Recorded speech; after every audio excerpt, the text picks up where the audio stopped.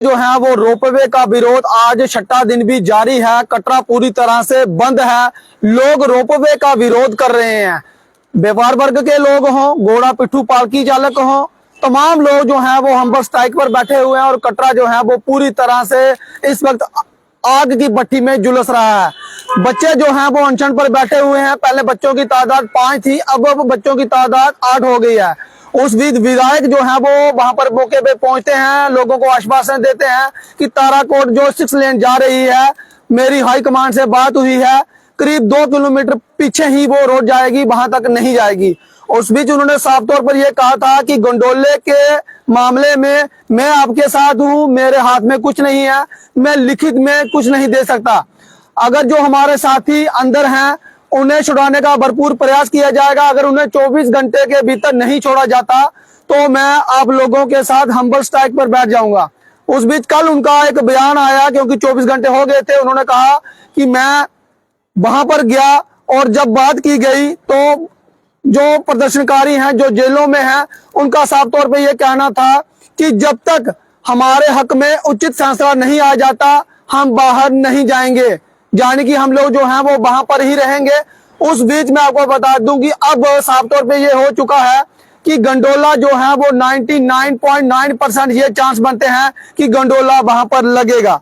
लेकिन आज का जो अखबार है वहां पर श्राइन बोर्ड के जो चेयरमैन है एलजी मनोज सिन्हा, उन्होंने साफ तौर पे ये कहा है कि कटरा में सभी हितधारकों के हित में जो है वो देखा जाएगा, उनके हितों का ही जो है वो काम होगा, उनको जो है वो उनको साथ लेकर चलना होगा। लेकिन उन्होंने साफ तौर पे ये कहा है कि रोपवे बनने से पुराने रूट से जाने वाले यात्रियों की संख्या कम नहीं होगी।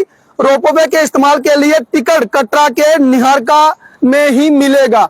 ये आप साफ तौर पे समझ लीजिए कि जो रोपवे का विरोध हो रहा है, उन्होंने साफ तौर पे ये कहा है कि रोपवे के लिए जो टिकट है वो कटरा के निहारका से ही मिलेगा। यानी कि जो निहारका क्षेत्र है, जिन लोगों को गंडोले पर जाना होगा, सबसे पहले वो लोग जो हैं वो कटरा के निहारका में पहुंचेंगे, वहां से टिकट लेंगे रोपवे के लिए, फिर वो ताराकोट से होकर वो माता के दर्शन करने के लिए जा सकता है।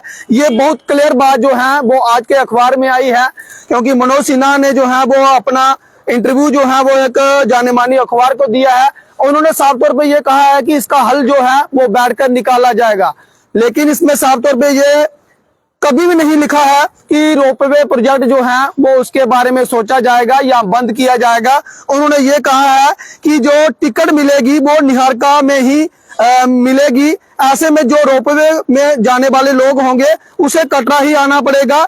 जरूरत पर दिल्ली कटरा एक्सप्रेस के अल्टरनेट पर भी बात की जा सकती है। और उन्होंने कहा कि उपराज्यपाल ने रविवार को ये साफ तौर पे कहा कि सुप्रीम कोर्ट के निर्देशों के अनुसार अनुपालन में हो रहा है।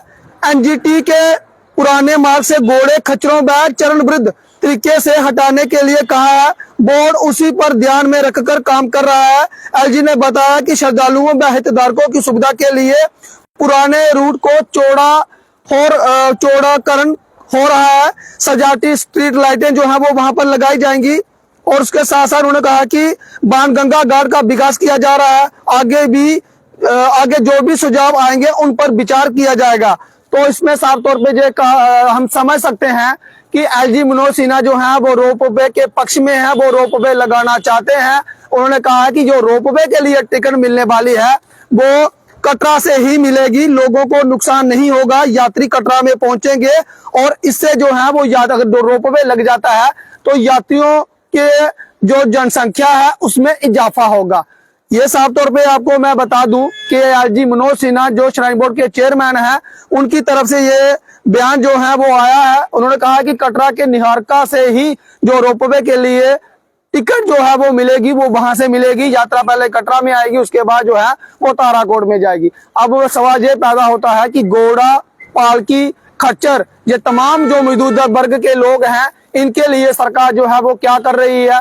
जो लोग बरसों से कई सालों से वहां पर रह रहे हैं, जो वहां पर कामकाज कर रहे हैं, अपनी रोजी रोटी कमा रहे हैं, उनके लिए सरकार जो है वो क्या करने वाली है।